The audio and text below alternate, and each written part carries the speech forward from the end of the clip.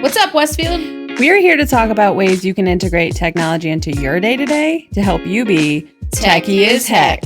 I'm Kristen Morris. I'm Samantha Wilsker. And I'm Shelly Knapp. And this is your TechRocks podcast.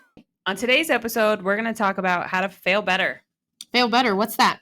Well, how do you typically feel about failing initially? What's your initial thought when you hear the word fail? Me personally, or what I think most people feel? What you think most people feel. What I think most people feel, especially when interacting with my kids and coaching youth, is that, a good word that my friend Shelly here has used is ashamed, distraught, embarrassed. Yep. The whole, oh no.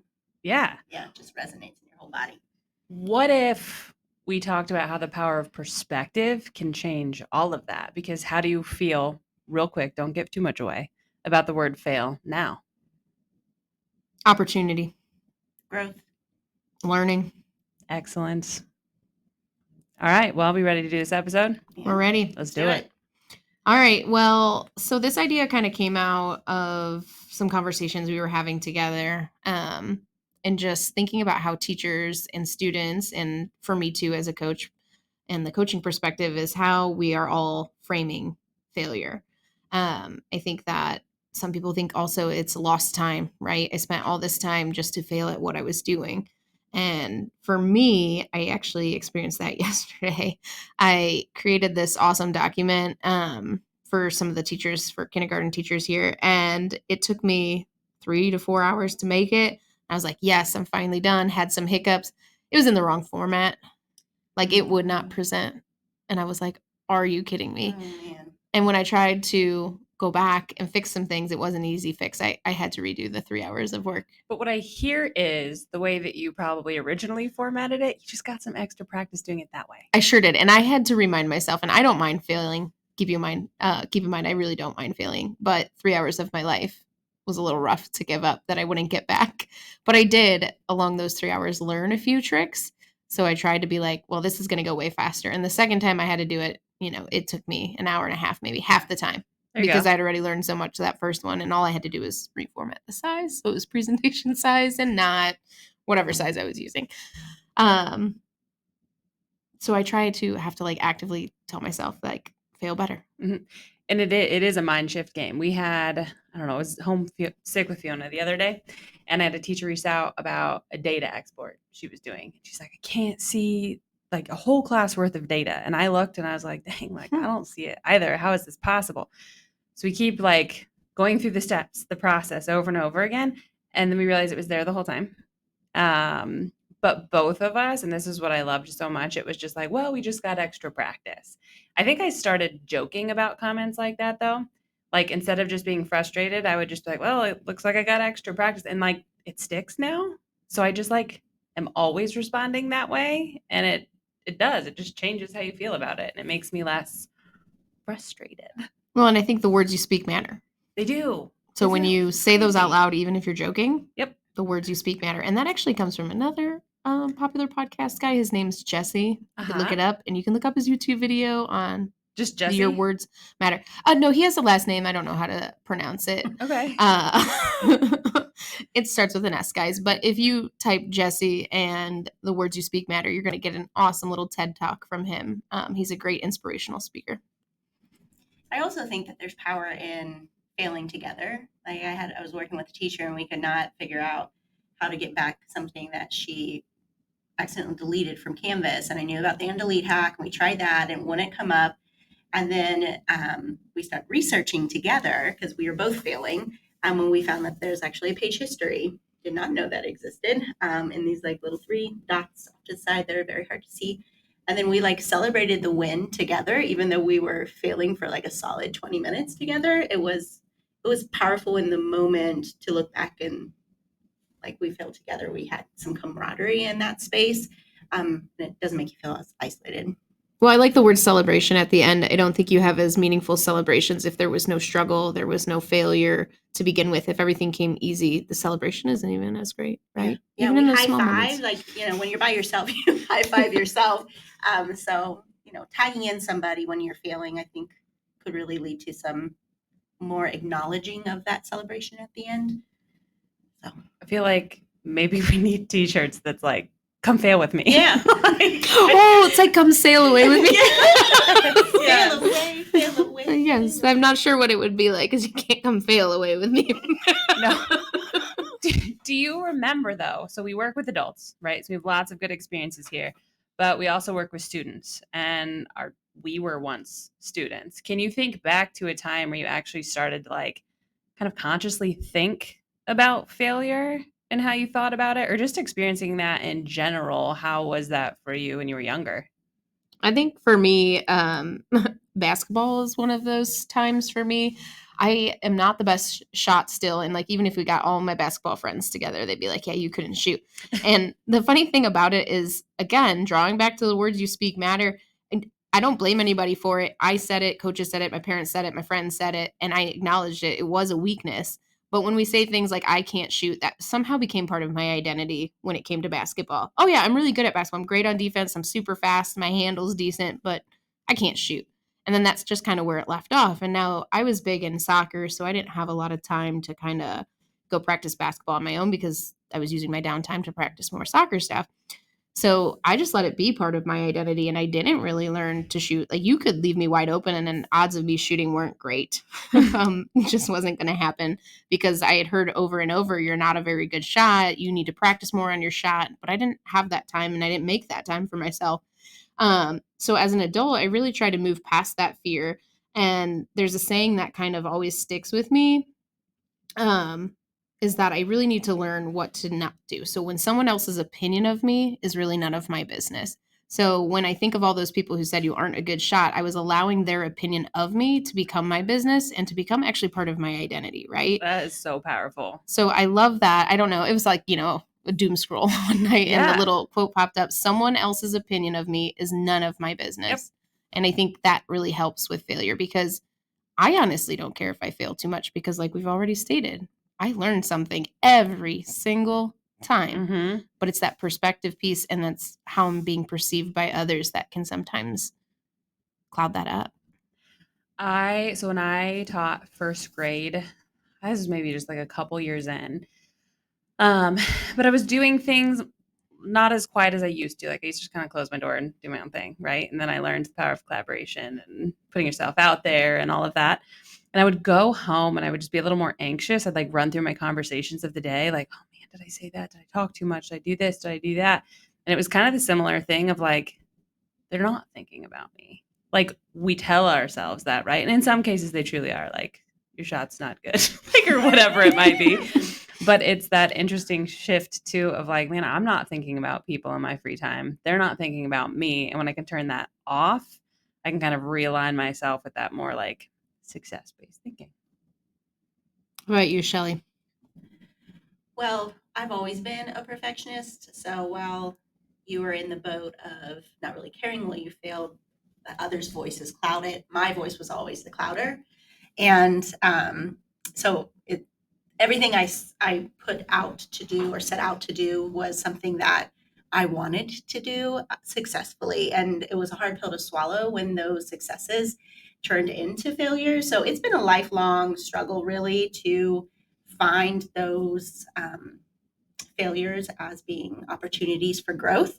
I can think back when I was younger. I got a summer job at a pet motel, like where people drop off pets to go on vacation. And I was not really an animal person back in the day. So don't ask me why I decided to apply to this job, but I did. And I got it. And the animals that I was supposed to take on walks every day were these massive dogs. So I already started getting this opinion of myself that I was just not the person for this job. I was already kind of in a failure mindset. And it was like doomsday prophecy because there was this, I can still remember her name. It was this little dog named Dawn. She was very shy, and I had to walk her one day, and she was way in the back of the cage. And I went and I tried to get her out, and I had left the cage open behind me, and I went into the cage to get her, and she sure did dart under my legs, out the cage door, and they had some construction going on, and the construction workers left the whole building door open.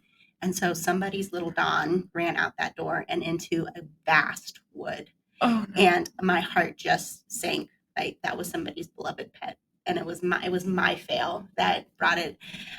So I did everything I could possibly think of to troubleshoot that situation. I went in on my free time. I searched the woods.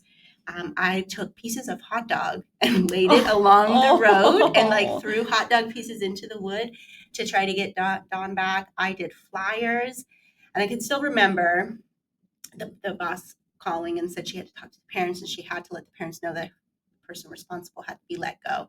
So I was legit fired from that position. I mean, I was going off to college in a couple weeks anyway, so I was going to be leaving. It was just a summer job, but that just stung, man. I was so ashamed and so embarrassed. But like if we're looking at it through that lens of, okay, how did I fail in a way where I learned something?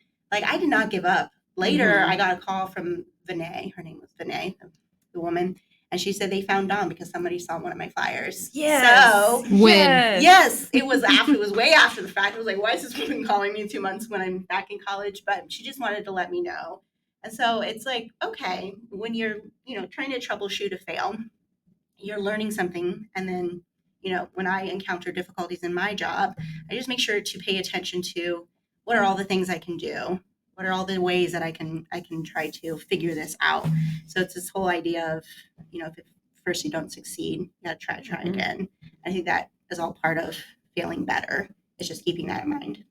I love that because you walked away with lessons, and then Dawn's the dog's name. Dawn was the dog. I bet that was an awesome adventure.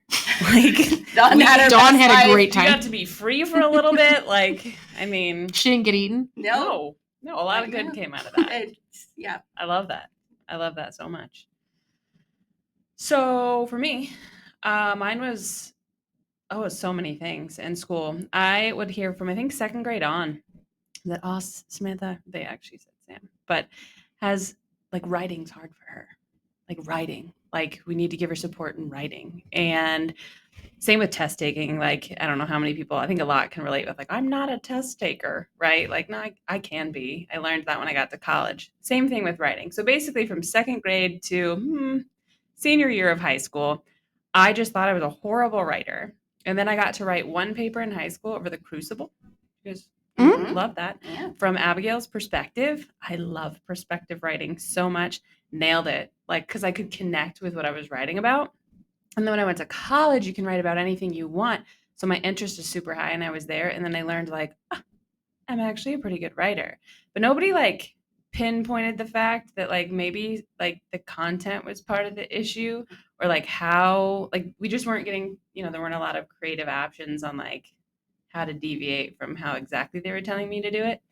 And that was pretty like, it was a big deal for me because I literally thought I was a horrible writer. So much so that my parents sent me to super camp. Ooh, super camp. Super camp, right? It was a camp in Kenosha, Wisconsin. And I had to actually pull it up because I was like, I wonder what the actual description was. It's a worldwide program. Is it still going? I don't know. Let's find out.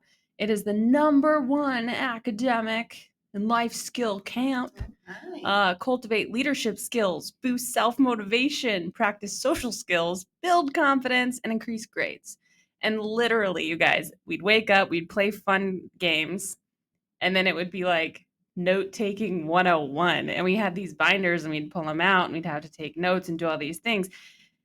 In hindsight, I do love color coding and formatting notes and doing all of these things now. So I'm like, maybe that was stayed. But I hated going back to school. Like, hey, what'd you do this summer? Like, I went to super camp. What did you do? Like climb mountains. Cool. But it did. It kind of like, even though I probably learned a lot from that camp, it did kind of put like a stigma on it of like, gosh, I'm really like that bad that I have to go to this camp. And now it's just a fun joke. Like I enjoy talking about it. But they literally had a saying. It was failure leads to success. And we said it I don't know how many times. And so like it did stick. They weren't wrong. And I mean, I think that was probably when some of my thinking shifted a little bit. But of course you're like middle school age at that point. So like, I wasn't really ready to like sit with that. But yeah, that was it for me. Like, well, what I love about that too is thinking does shift, right? Like even now as our roles right now, Mhm. and in 3 months from now, and in 2 years from now, our thinking has always shifted. So, with failing better, I think it's also important too, from all of our stories, is that we're making sure that we're not becoming part of a student's identity by saying they aren't good at something. I think it's Mhm. clear to know where our weaknesses are, but, like, I could have been like, "I'm working on shooting." So, when I'm playing, they may not go in, but I'm working on it because that's the Mhm. only way they're gonna improve, rather than, "Ooh, I'm not a shooter." Like, Yes. so quick to put that into our identity, Yeah. right? Like, if you were to list the things that you are and you aren't, like, looking at that aren't column, is that because you failed once, failed twice, or because someone saw you fail and they said, "Hey, you are not a shooter. Mhm. Congratulations, come to this side Yeah. of the line," you know? Yeah. Like, we're not too quick to, so when it comes to, like, failing better, like, we're helping people fail better as well in our roles, right? So Mhm. when we're working with teachers, so many times they're like, "Oh, I'm not techie." Well, we're all techie because we all are doing something. You're doing something on your phone, you're doing something on your computer. So, like, don't throw yourself in that box. Do you get teachers that say they're not techie, but they're actually, like, taking risks and they are pretty techie? Right. And it's just because we're so fast to label ourselves. Like, Yes. what you're doing right now is techie. So you're working on expanding Mhm. those skills and that knowledge base. So failing better is just about, like, be quick to label yourself that you're not something. You could be working on it, or it's a Yeah. weakness. And to give yourself grace during the Yes. process. I feel like that internal voice that says, "Oh, I'm not tech savvy. I'm not going to be able to figure that out," prevents you from even attempting it. And then when you do attempt it and it doesn't work, that shouldn't be the period on the sentence. It should be a dot dot dot. So I think just having that voice and embracing a learning curve.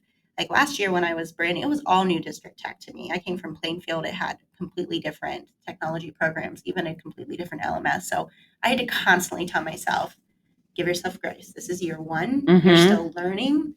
You were hired for a reason. And it's okay to struggle bus sometimes because there's power in that. So I I love think that. giving yourself grace is a big one. I think too, like, in the classroom, do you ever find, like, there are certain things, like, I remember when I was in the classroom, even with, like, math is always a great example. But, like, we literally roll through, like, error analysis with math problems because then students get that aha moment of what they did and they understand that process even better. So I think when you think of it in terms like that, like, there are times that we are intentional about having students, kids, friends, whoever work through that process of things. But having that dialogue around it, like why we're shifting that thinking, I think is super important too. I think being direct and giving students the ability to sort of identify like what it means to them to fail, and shift how they feel about it at an earlier age. So then they're not rolling through until they're a sophomore in high school, like, oh, wait, I am actually kind of good at something. You know what I mean? So, I mean, I think that's the big takeaway today. The words we speak to ourselves matter. The words we speak to our students matter. Being careful not to put ourselves in a certain category of I'm not good at this, or I can't do this, or I'm not. Really being willing to work through that, I think, is important, to fail better. yeah, I love it. Productive. I've heard the term productive struggle, and I think that's kind of along the same thinking. Mm-hmm. Well, let's go feel better. Let's fail better. And let's feel better. Till next time. Now remember, stay Techie techie as as heck.